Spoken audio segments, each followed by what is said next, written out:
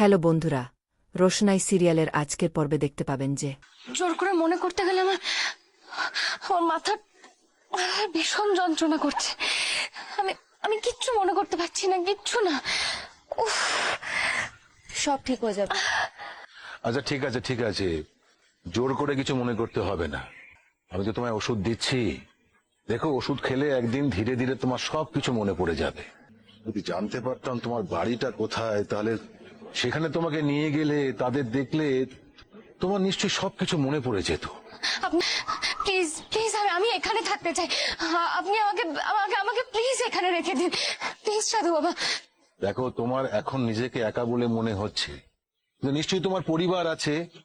তুমি তো কোনো এক জায়গায় তাদের সঙ্গে থাকতে, নাহলে তুমি এখানে এলে কোথা থেকে, তাই না? পারছি না, আমি কিচ্ছু মনে করতে পারছি না।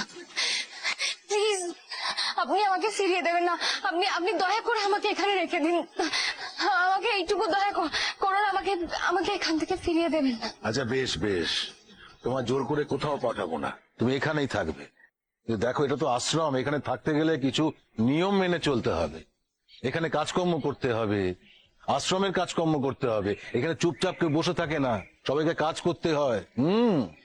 জানো, এখানে একদল ছেলে মেয়ে আনন্দে নাচ করে, তারা ঈশ্বরের সাধনা করে, ভজন করে।